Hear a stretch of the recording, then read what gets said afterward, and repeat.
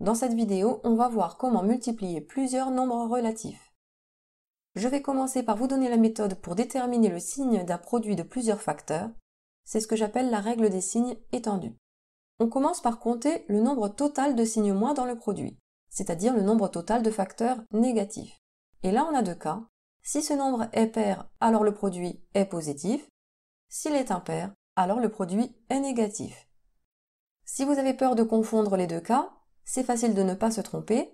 Remarquez bien que les mots pair et positif commencent tous les deux par un P, comme ça vous retenez que si j'ai un nombre pair de signes moins, le résultat est positif, et du coup si j'ai un nombre impair de signes moins, le résultat est négatif. J'insiste pour vous dire qu'on compte seulement le nombre de signes moins, et surtout pas les plus. On s'en fiche totalement de la quantité de signes plus, ça n'influera pas pour le signe du résultat. Par contre, attention, cette règle des signes n'est valable que lors d'un produit de nombres relatifs, pas lors d'une somme. Et ça nous amène à la méthode pour multiplier plusieurs nombres relatifs. Comme d'habitude, on fait en deux étapes. Première étape, on commence par chercher le signe du résultat à l'aide de la règle des signes étendue.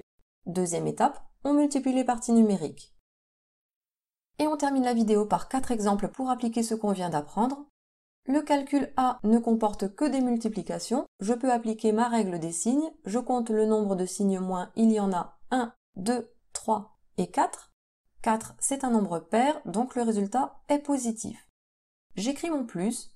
Je sais que je ne suis pas obligée de l'écrire, mais je fais le choix de l'écrire pour montrer à celui qui me corrige que j'ai bien réfléchi au signe du résultat. Et maintenant, je n'ai plus qu'à multiplier les parties numériques. Si vous avez du mal à calculer mentalement, n'hésitez pas à calculer au fur et à mesure, mais normalement ici on peut tout faire d'un coup si on est malin. Souvenez-vous que dans un produit, je peux changer l'ordre des facteurs comme je veux. Et là il y a des nombres qui vont bien ensemble. Par exemple 5 et 2 c'est pratique parce que leur produit ça fait 10. Et 10 c'est très facile à utiliser dans les multiplications. De même j'ai 4 et 25.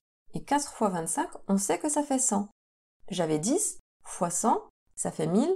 Et je n'oublie pas le 7 ici, 7 fois 1000, ça me donne 7000. Donc le résultat c'est plus 7000.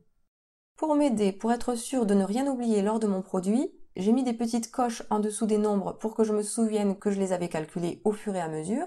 Vous pouvez le faire vous aussi, mais dans ce cas-là, on le fait au crayon de papier pour pouvoir gommer ensuite pour que ça ne fasse pas sale.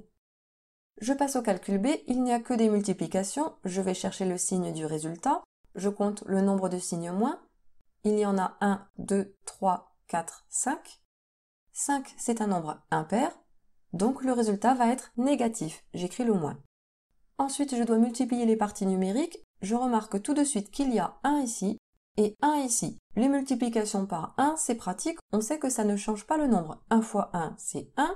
Ensuite, je remarque que j'ai 2 et 5 et ça tombe bien parce que 2 fois 5, c'est 10. 10 fois 1, ça fait 10. Encore fois 10, ça fait 100.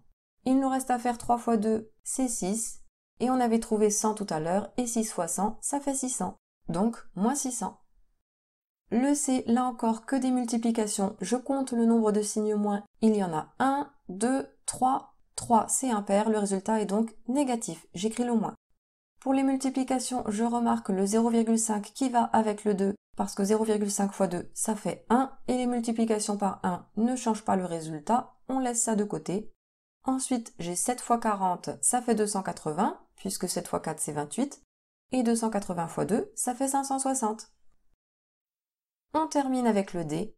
Il y a 1, 2, 3, 4 signes moins, c'est pair, le résultat est positif. J'écris ou pas mon signe plus, c'est comme je veux. 1 fois 1, c'est facile, ça fait 1. Les multiplications par 1, ça ne change pas le nombre par lequel on multiplie, donc on laisse ça de côté. 7 fois 5, c'est 35. 10 fois 10, c'est 100. Et 35 fois 100, ça fait 3500. Et voilà, c'est terminé. Maintenant, vous avez multiplié plusieurs nombres relatifs.